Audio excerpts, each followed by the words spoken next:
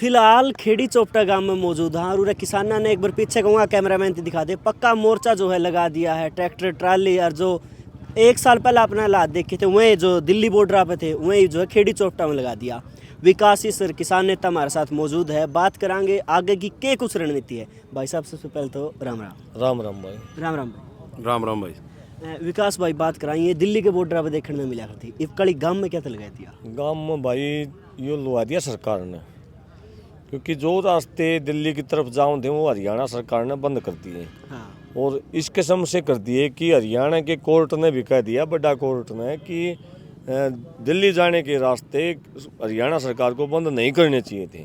उनका अधिकार है दिल्ली जाने का, लेकिन सरकार ने ऐसी गुंडागर्दी कर दी, जगह जगह बैरिकेड लगा के, जगह जगह किसानों को रोक के। हमारी मजबूरी होगी कि खेड़ी चोपटा में हमने भी रुकना पड़ा। रुकना इसलिए पड़ा है क्योंकि अभी जो आंदोलन चल रहा है उस आंदोलन में हरियाणा का उतना समर्थन नहीं था जितना समर्थन होना चाहिए। उतनी संख्या नहीं, जो पिछली बार था उतनी संख्या वहाँ बॉर्डरों पर नहीं है। अभी हमने ये इस धरती को इसलिए चुना है कि यहाँ एक बड़ा जो है एक समर्थन जन सैलाब और ट्रैक्टरों का एक बड़ा जत्था यहाँ इकट्ठा हो, ताकि हम उस स्थिति में आ जाए वहाँ जब कोई बड़ा फैसला ले वहाँ, कि चाहे वो पंजाब के भाई हरियाणा में लाने की बात हो, चाहे वो दिल्ली का बॉर्डर तोड़ने की बात हो, तो इसलिए ये धरना यहाँ लगा दिया गया। एक कुछ अगर कड़वे सवाल है बात करूँ, बहुत कमेटी बन गई हर गांव में नु कह दे एक अलग अलग कमेटी हो रही है और मेन बात है जितनी कमेटी उनके आपस में बढ़न भी नहीं लग रही, हर कोई आपका हाथ में चौधर चाण लग रहा है। और वह चीज़ जो है मोर्चा ने भी कमज़ोर कर सके है। पहले जो संयुक्त किसान मोर्चा था फिर राजनीतिक अलग हो गया, तो इसकी किस नज़र से देखो यार, राज्य में रह जाए धरती है, चौधर तो इनके खून में है ठीक है, चाहे गांव में देख लियो आप, लेकिन उसके बावजूद भी इस धरती का एक मोटा हिसाब ये है कि जब किसी भाई को आपस में तकलीफ हुआ है तो सारी टसनबाजियाँ ने छोड़ की, सारी कमेटी बाजियाँ ने छोड़ की, सारे संगठन बाजियाँ ने छोड़ की एक हो जाए। हाँ। और अभी ये शुरुआत है खेड़ी चोपटा से। आपने आज दिन में देखा भी होगा, संयुक्त किसान मोर्चा के सारे नेता यहाँ समर्थन दे के गए हैं, जनता सरकार मोर्चा के यहाँ समर्थन दे के गए हैं, कई खापों के साथी यहाँ समर्थन दे के गए हैं। अभी उस एकता की शुरुआत होगी है। कमेटी बनना एक अलग विषय है और एक होना एक दूसरा विषय है। अब जब सरकार ने हमारे नियत थे किसानों के ऊपर ड्रोन का उपयोग करना, हाँ। ड्रोन का उपयोग विदेशी ताकतों के ऊपर कराया जाओ है, ये इंटरनेशनल कानून का उल्लंघन है, मानवाधिकारों का उल्लंघन है। ड्रोन के द्वारा हमारे नियत थे किसानों के ऊपर हमला करना, ये अपने आप में एक बहुत खतरनाक चीज़ है जनता के लिए, देश की जनता के लिए। और आंसू गैस के गोले में जैविक हथियारों का उपयोग जो है किसानों के खिलाफ में कराया जा रहा है। आप जांच करवाएं, आंसू गैस के गोले में क्या क्या डाल के लाग रहे हैं किसानों के ऊपर हमला करने। जैविक हथियारों ड्रोन का उपयोग करना अपने आप में ये उल्लंघन है। ऐसे मुख्यमंत्री को तुरंत प्रभाव से बर्खास्त कर देना चाहिए जो अपने ही किसानों के ऊपर, निहत्थे किसानों के ऊपर इस प्रकार के हथियारों का उपयोग करा रहे हैं। तो जो एक क्रूरता जो चल रही है उस क्रूरता के खिलाफ हम खड़े हुए हैं। हमारे नौजवान साथियों को 25-25 साल के नौजवान साथियों को गिरफ्तार करके जेल के अंदर डाल दिया गया है। अक्षय नरवाल जो मीटिंग में शामिल था चंडीगढ़ के अंदर, उसको भी पकड़ के जेल में डाल दिया गया है। प्रवीण भाई मदन करूंगा मैं एक बार रोकना चाहूँगा अपना, जिस टाइम पे गिरफ्तार हुआ उस टाइम पे हम बॉर्डर पे थे, 307 लगी। 307 हो भाई जानलेवा हमला करना नियत्ता था वो, तो 307 लागण करते उस पर कोई वो ऑफेंस ही ना बनता। तो आपने बताया, क्योंकि आप पत्रकार भी हो, आपने देखा भी है किस हालात में उसकी गिरफ्तारी करी गई है। एक पत्रकार के कमरे में वो वीडियो भी कैद हो गई है। वो नियत था जावे है और उसको एक बस की आड़ में ले जाए कि उसको लाठियों से मारा जाओ, मारा भी जाओ है, उनको मारा पीटा जाओ है। इसी प्रकार से जबरदस्ती लोगों को गिरफ्तार करके 307 जैसी धाराएं लगाई जा रही हैं। उसके ऊपर ये लगाया गया है कि वो खालिस्तानी मांग रहा, वो नारे लगा रहा था, उन गाड़ी पुलिस वाले के ऊपर चढ़ाने का प्रयास किया। तमाम ऐसी धाराएं जो बहुत संगीन धाराएं हैं, बहुत संगीन अपराधियों के खिलाफ लगती हैं। देशद्रोह के मुकदमे ऐसे युवा के ऊपर ला दिए जिसने, जो भगत सिंह के सपनों को पूरा करने के लिए अपना जीवन सारा बलिदान कर दिया। जिसने हुसैनी वाला बॉर्डर जो है, भारत पाकिस्तान का बॉर्डर है, वहाँ भगत सिंह की समाधि स्थल के ऊपर एलपीजी गैस से, ये सरकारी एलपीजी गैस से जोत जला रही हैं, वहाँ अक्षय नरवाल जैसे युवाओं ने घर घर से घी इकट्ठा करके, देसी घी इकट्ठा करके वहाँ जोत जल रही है, ये गवाह है। और यहाँ का प्रशासन जाके देखे और देश की सरकार भी वहाँ जाके देखे, जिन युवाओं ने ऐसे शहीदों के सपनों को साकार करने का प्रण ले रखा है, उन युवाओं को आतंकवादी कहा जाओ, देशद्रोही कहा जाओ, वो तो हमारे लिए सबसे ज़्यादा खतरनाक उन युवाओं के लिए बात है कि जब उनको ये पता चलेगा बाहर आके कि उनको खालिस्तानी कहा गया है, तो शर्म से मतलब वो कैसे अपने आप को समाज के सामने, कौन सरकार जवाब देगी, कौन अधिकारी जवाब देगा, उनकी जो प्रतिष्ठा को ठेस पहुंचेगी, कौन अधिकारी जवाब देगा। कल की बात करें, आप उस साइड वाला ग्राउंड में थे, श्याम ने जब प्रशासन आया, आप थे, कुछ और नेता थे, आप पर प्रेशर बनाने की कोशिश करी गई थी।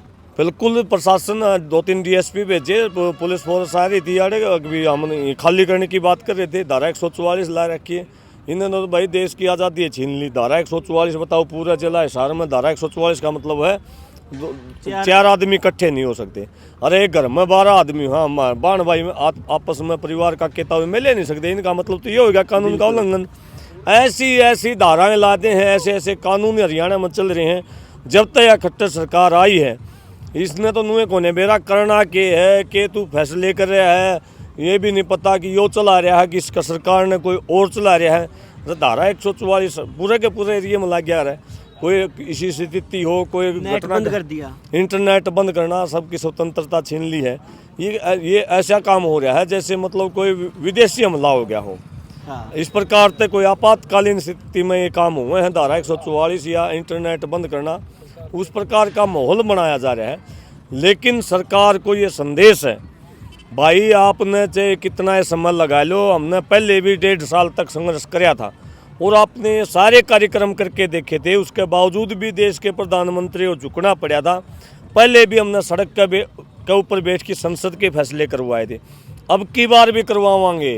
आपने एमएसपी देना पड़ेगा, हमारे भाइयों को बाहर निकालना पड़ेगा, किसानों की सभी मांगे पूरी करनी पड़ेंगी, अन्यथा आपके सारे हथकंडे फैल होने वाले हैं। किसान जीतेगा, पहले भी जीता था, आगे भी जीतेगा। आप तो एक पर्सनली सवाल है, जिस तरह गिरफ्तारी हुआ है, इतनी संगीन धारा लागे है, डर नहीं लगता?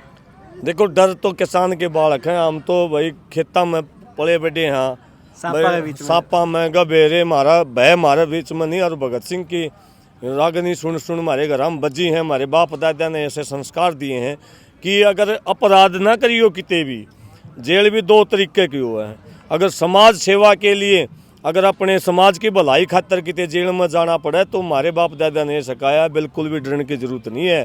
डर जब लगा जब कोई गलत काम करके जेल में जा रहे हों।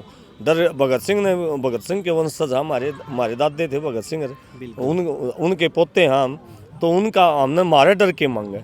ये तो सरकार का भरम है कि उन्हें डरा देंगे, हम डर नहीं डरेगा। गलत काम करनी आदमी, अगर मान लिया किसी अधिकारी ने गलत धारा हमारे ऊपर ला दी, तो कोर्ट में भी बैठे हैं कुछ आदमी, वो भी देखे हैं कि क्या उद्देश्य था, क्या हमारे जो बाप दादे हैं, जो किसान हैं बुजुर्ग, क्या उनकी मांगों को लेकर के जो आंदोलन कर रहे हैं, क्या उस युवा का, पढ़ा लिखा युवा का समर्थन करने का अधिकार नहीं है? संविधान अधिकार देता है, तो इसमें डरने की क्या बात है? ये तो सरकार का भ्रम, हम न डरा देंगे, लेकिन डर हमारे भीतर दूर दूर तक नहीं।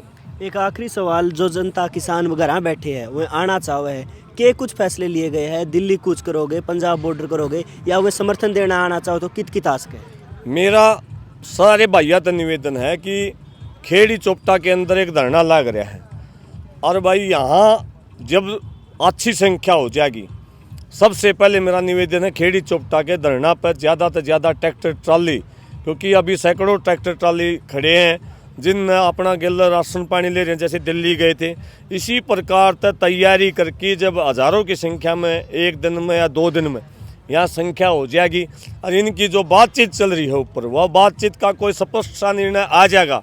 उन भाइयों से भी निवेदन है बातचीत करने वाला था, भाई कोई मैं तोड़ की बात कर लो यार, 2-2 दिन बातचीत तो करनी है। अगले दिन फिर बैठ जाओ, अगले घंटे फिर बैठ जाओ, वह फोन पे बात कर लें, आज तो वीडियो कॉन्फ्रेंसिंग पे बात कर लें।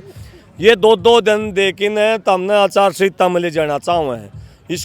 इस बात के ऊपर जरूर विचार करें कि अगर कोई फैसला लेना है, या तो बातचीत नहीं, इसने तोड़ दो। ऐसी बातचीत का पहले भी हुई है, कई दौर की बातचीत हुई, और उन बातचीत में तो किमे भी नहीं लग रहा। और जब फैसला जो होया पिछले आंदोलन का तो कोई बातचीत नहीं हुई, किसी भी संगठन की कोई बातचीत नहीं हुई।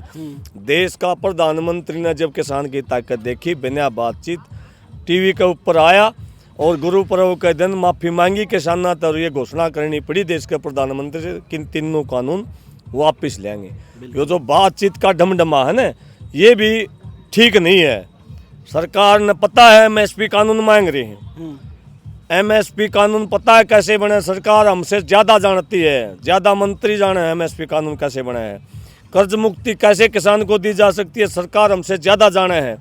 25 लाख करोड़ रुपया अडानी अंबानी के जब माफ़ कर दिए, क्या उनको पता नहीं किसानों का कर्जा कैसे माफ़ किया जा सके है।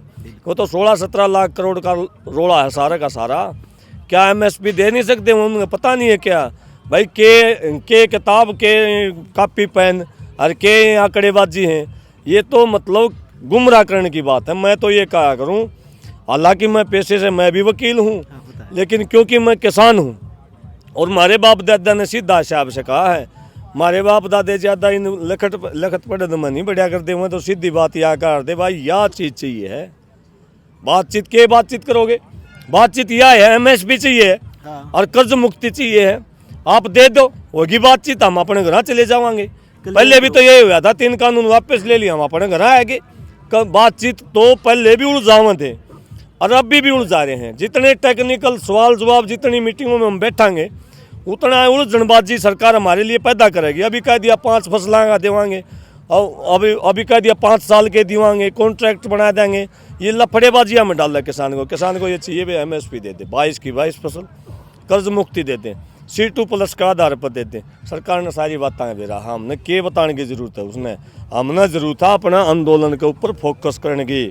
भाई सरकार के लिए पहले की डाल छोड़ दो, सरकार ने, सरकार अपना काम करे। जिस दिन सरकार के झोले में एमएसपी आ जा, किसानों ने देने खातर कर्ज मुक्ति आ जा, उसे दिन प्रधानमंत्री ने टीवी पर बैठा दी, माफ़ी मांग की दे देगा पलने की डाल। बिल्कुल गलत बात है। तो ये जो सारे जमलेबाजी हो रही है ना, ये इनसे किसानों को भी इनसे परहेज करना चाहिए। ऐसी बातचीत करना चाहिए, आचार संहिता में ले जाएंगे। 24 तारीख ने कोई कहते, 27 तारीख ने कोई कहते, 1 मार्च ने आचार संहिता लग गएगी, फिर ये बातचीत हमारे दोहरे रह जाएंगे। क्या बातचीत करनी है, बिल्कुल छोटी ही बात है, कोई भी बातचीत नहीं है, इतनी लंबी लंबी बैठे हैं। मतलब आपका कुल मिला के कहना कि स्पष्ट है तो हाँ ही कर दो, स्पष्ट या तो हाँ कर देनी चाहिए उनको भी, जो किसान लीडर बैठे हैं उनको भी मेरा सुझाव है, या इस बात को ख़त्म कर देना चाहिए। अभी किसान भी हरियाणा का भी बाट देख रहा है, बॉर्डर के ऊपर बैठे भी किसान बाट देख रहे हैं। क्या बातचीत है भाई, बेरा है एमएसपी बनानी है, हमारे तो ज़्यादा बेरा है। 4-4 घंटे 1-1 बजे तक बातचीत चल रहे हैं। कि बातचीत कर हमने तो भाई इतनी बात देखो, किसान ने तो आया नहीं कर दी। किसान तो 2 बात जानेगा, यह चीज़ चाहिए देव तो बता दे, बोले बाबू गल तो सिर चोटी करूँ, नहीं तो दाती पल्ली उठा के खेत में जाऊँ। भाई सीधा बता देता हूँ, हम नहीं एमएसपी देंदे हो तो वह बता दो, नहीं देंदे हो तो आगे के कि मैं राह घाट दे दो। भाई कई दिन फिर आचार संहिता लाग जाए, क्यों लोगों ने परेशान होना पड़ेगा ज़्यादा। बिल्कुल, बहुत बहुत धन्यवाद, बहुत बहुत धन्यवाद। बात करा विकासी सर अपने साथ जुड़े थे, किसान नेता जो किसान बाट देखने लग रहे थे, के फैसले होने लग रहे, शायद स्पष्ट हो गया होगा। और हमारा भी सरकार तक एक के अनुरोध है, या तो इन 3 का हक दे दो, इनके गेटी में गुट्ठे दे दो, क्लियर बात है। इसके बारे में आपकी क्या विचारधारा है, कमेंट बॉक्स खुला, इतने वीडियो ने शेयर कर दो। बहुत बहुत धन्यवाद। जय हरियाणा, जय हरियाणवी।